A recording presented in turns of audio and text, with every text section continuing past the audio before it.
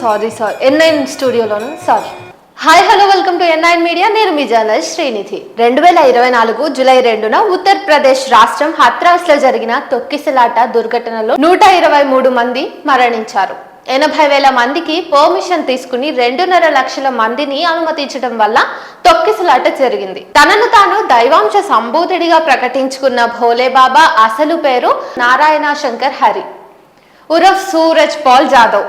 అతను గతంలో police constable. Rape కేసులో ఇరుక్కున్నందువల్ల ఉద్యోగం ఊడిపోయిందని చెబుతారు. అయితే తన మీద కేసులేవీ లేవని, ఉత్తరప్రదేశ్ ప్రభుత్వోద్యోగం నుంచి వాలంటరీ రిటైర్మెంట్ తీసుకున్నానని ఈ భోలేబాబా చెప్పుకుంటాడు. దళితుడిగా ఉద్యోగంలో చేరిన ఇప్పుడు ఈ విషయం ఎక్కడా ఎత్తడు.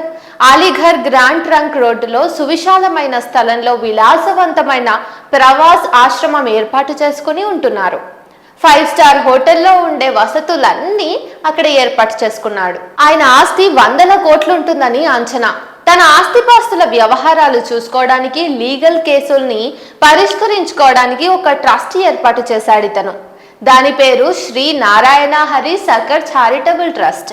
భోలేబాబా తెల్లని 3 పీస్ సూట్ వేసుకుని, టై కట్టుకుని, నట్టకల్లద్దాలతో సినిమా హీరోలాగా స్టైలిష్ గా అభిమానులకి దర్శనమిస్తుంటాడు. ఆయనకు పెళ్లి కాని యువతులు స్నానం చేస్తారు, అన్నం తినిపిస్తారు, మిగతా అన్ని పనులు చేస్తారు. టయోటా ఫార్చునర్ లో బయలుదేరతాడంటే వెంట మోటార్ సైకిళ్ల మీద కమాండోలు అనుసరిస్తారు. ఒక VVIP వెళ్తున్నట్టుగా వాళ్ళు రోడ్డు ఆక్రమిస్తారు. ఏ అధికారం లేకపోయినా ప్రజల మూర్ఖత్వమే తన బలం అన్నట్టు అతని ప్రోటోకాల్ ఉంటుంది. ఉత్తరప్రదేశ్ రాష్ట్ర ప్రభుత్వం గాని, కేంద్ర ప్రభుత్వం గాని ఈ విషయం ఏమాత్రమూ పట్టించుకోవు. జనసామాన్యానికి అసౌకర్యం కలుగుతోందని పోలీసులు అడ్డగించరు. వివేకం నశించిన వారు ప్రభుత్వంలో, ప్రభుత్వ సంస్థల్లో ఉన్నారు కాబట్టి ఈ దేశంలో ఇలాంటి దొంగబాబాలు, సన్యాసుల ఆటలు సాగుతున్నాయి. హత్రాస్ తొక్కిసలాట మరణాలకు సంబంధించి FIR లో ఉద్యోగ బాధ్యతలు నిర్వహిస్తున్న కార్యనిర్వాహకుల పేర్లు చేర్చారు, కానీ అసలైన భోలేబాబా పేరు చేర్చలేదు.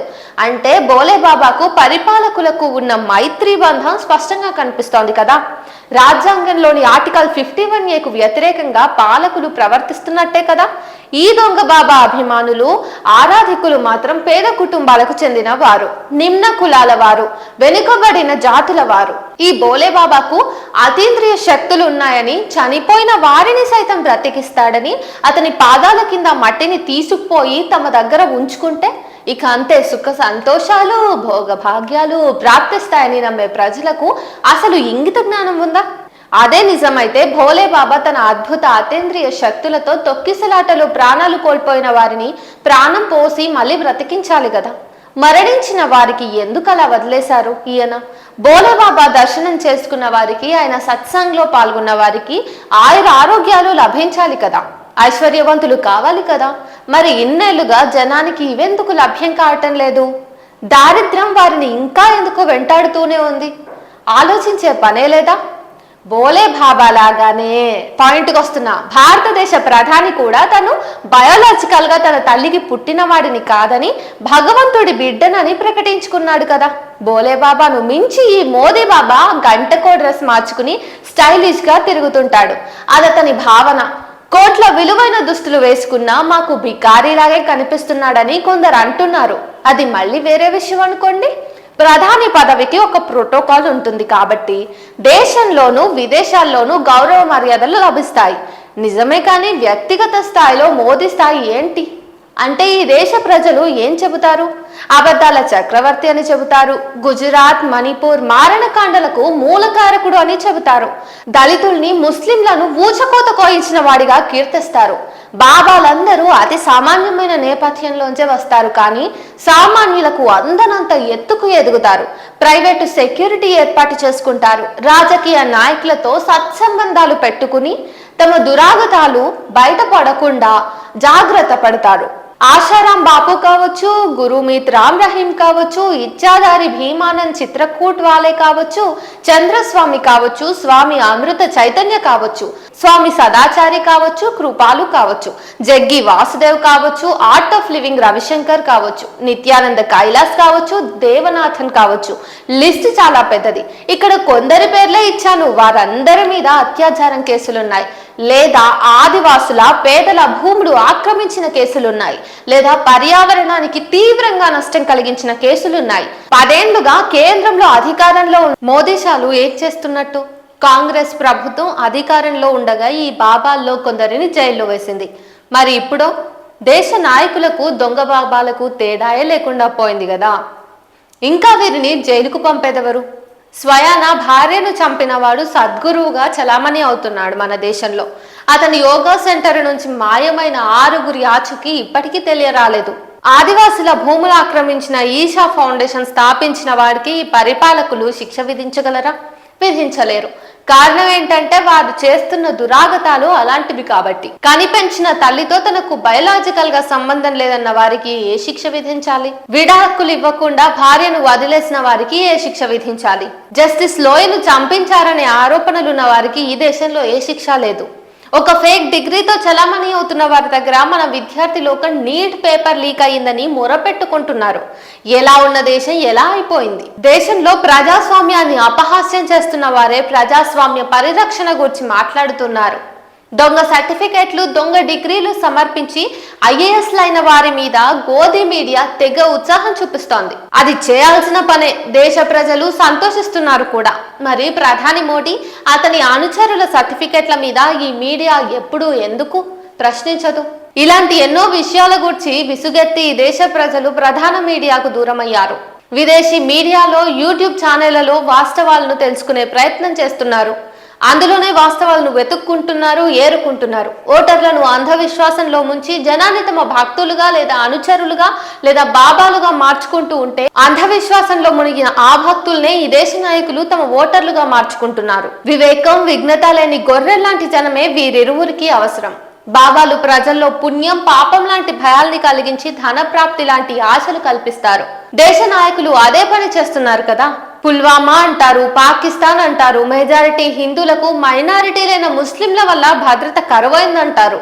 భారత్లోకి చైనా ఎన్ని కిలోమీటర్లు చొచ్చుకొని వచ్చిందో, ఎంత భూమిని ఆక్రమించిందో చెప్పండి అంటే మాత్రం నోరు విప్పరు. ఈ దేశ స్థాయిని ఇంతగా దిగజార్చిన నేటి ఈ దేశభక్తి దేశ పాలకులకు ఈ దేశ ప్రజలు ఏ విధమైన శిక్షను విధించాలి? ఒకరు జాతీయ స్థాయిలో, మరొకరేమో ప్రాంతీయ స్థాయిలో ఉన్నారు. కానీ మోసం చేయటంలో, ప్రజల ప్రాణాలు హరించడంలో భోలే బాబా అయినా మోదీ బాబా అయినా ఇద్దరు ఒకటే. భోలే బాబా అక్కడ నిలబడి మరణించిన వారి కుటుంబాలకు భరోసా ఇవ్వాల్సింది పోయి దొంగ దారిన పారిపోయాడు. 15 రోజుల తర్వాత తన ఆశ్రమానికి తిరిగి వచ్చి చనిపోయిన వారికి సంతాపం అంటే నివాళి లాంటివి ప్రకటించకుండా కనీసం చేసిన కర్మలకు ఎలాంటి వారైనా ఫలితం అనుభవిస్తారని, దాన్ని ఎవరు ఆపలేరని, తప్పించలేరని మెట్ట వేదాంతం వల్లించాడు. అంటే ప్రజలు వారి కర్మానుసారమే తొక్కిసలాటలో ప్రాణాలు కోల్పోయారన్నమాట. మోదీ బాబా అదే చెబుతున్నాడు, చేసి చూపిస్తున్నాడు కూడా. గుజరాత్లో, మణిపూర్లో, మారణకండలో మరణించిన వారు, వీధుల్లో నగ్నంగా ఊరేగించబడ్డ మహిళలు కేవలం వారి పాప కార్యాల వల్లనే అలా చేయబడ్డారన్నమాట. అందుకే కదా ప్రధాని మోదీ దేశ విదేశాలు తిరుగుతుంటాడు, కానీ మణిపూర్ మొహమైనా చూడడు. వరుసగా జరిగిన రైల్వే ప్రమాదాలైనా, వరుసగా కూలిన బీహార్ వంతెనలైనా, వరుసగా కూలిన విమానాశ్రయాల పైకప్పులైనా అన్నిటికీ ఆ ప్రాంతం వారి కర్మ ఫలితాలే. అందులో మోదీ ప్రభుత్వం బాధ్యత గాని, ఎన్డీఏ కూటమి బాధ్యత గాని ఏమీ ఉండదు. పెద్ద నోట్లు రద్దు చేసినప్పుడు బ్యాంకు క్యూలలో నిలబడి మరణించిన వారి బాధ్యత మోదీ బాబా తీసుకున్నాడా? పోనీ తీసుకుంటాడా భవిష్యత్తులో? సాంప్రదాయవాదులకు నచ్చే ఒక అభూత కల్పన గురించి చూద్దాం. వాళ్ళు పురాణాల్లో రాసుకున్నట్టుగా సముద్ర మథనం జరిగింది. ఫలితంగా అమృతము, కామధేనువు, గరళం, అవినీతి వంటివి బయటపడ్డాయి. మొదటి 2 మంచివి, దేవతలు తీసుకుపోయారు. మిగిలిన 2ంటిని ఈశ్వరుని ముందు పెట్టారు. ఈ 2ంటిని నేను స్వీకరించలేను, ఒక్కటి అంటే ఈ 2లో ఒకటి మాత్రమే నేను స్వీకరిస్తాను. అయితే ఉన్న 2టిలో గరళాన్ని ఎవరూ భరించలేరు కనుక లోక కళ్యాణార్థం నేను గరళాన్ని తాగుతాను అని శివుడు తాగేశాడు. మిగిలిన అవినీతిని కొందరు భూమండలం మీదున్న భారతదేశానికి తీసుకొచ్చారు. అక్కడ ఉన్న అతిపెద్ద రాజకీయ పార్టీ భారతీయ జనతా పార్టీ ఆ అవినీతిని మనసారా ఆహ్వానించి స్వీకరించింది. తమ దగ్గర వాషింగ్ మెషిన్ ఉందని, అందులో ఎంతటి అవినీతినైనా ఉతికి శుభ్రపరుచుకుంటామని ప్రకటించింది. అప్పటి నుండి అవినీతి పరులైన రాజకీయ నాయకులు ఎక్కడ ఉన్నా వారిని ఆ పార్టీ ఆకర్షిస్తోంది. ఆ రకంగా దేశాన్ని అవినీతి రహిత దేశంగా మార్చేస్తోంది. ఎంతటి అవినీతి జరిగినా ఏమీ జరగనట్టు తమ మూర్ఖత్వానికి అందమైన మేకప్ వేసి ఆ పార్టీ వారు దేశ ప్రజల ముందుకు తేగలుగుతున్నారు. ఎన్నికల బాండ్లు ఒక స్కామ్, రామాలయం ఒక స్కామ్, విదేశీ బొగ్గున అదానీ నుండి కొనాలనడం ఒక స్కామ్, ప్రధానమంత్రి రష్యా వెళ్లి రావటం ఎందుకు? అంబానీ అదానీల ప్రయోజనం కోసమే కదా. బహిరంగంగా అందరికీ కనిపిస్తున్న విషయాలు ఇవి. ఈ దేశంలోని యువకులు మాత్రం పకోడీలు అమ్ముకోవాలని, పంచర్ షాపులు తెరుచుకోవాలని బీజేపీ నాయకులు ఉద్బోధిస్తున్నారు. డిగ్రీలు తీసుకోవటం దండగా అని కూడా చెబుతున్నారు. నిజమే, దండగే. చరిత్రను వక్రీకరించి మొఘలులు కాలాన్ని తీసేయటం, న్యాయశాస్త్ర విద్యార్థులు మనుస్మృతి చదవాలనటం చేస్తున్నప్పుడు ఇక ఆ చదువుకు ఏ విలువ ఉంటుంది? విశ్లేషించుకోవాలి కదా కొంచెమైనా. ఇక ఆ బోలే బాబాకు మా మోదీ బాబాకు తేడాలే లేవు. అన్ని విషయాల్లోనూ ఒకటే. కాకపోతే బోలే బాబా చేతిలో ఒక వర్గపు ప్రజలు ఉంటే మా మోదీ బాబా చేతిలో పూర్తి దేశం అంతా ఉంది. మరి మా అందరి జీవితాల్ని మోదీ బాబా ఏం చేస్తాడో అంతా దేవుడికే తెలుసు.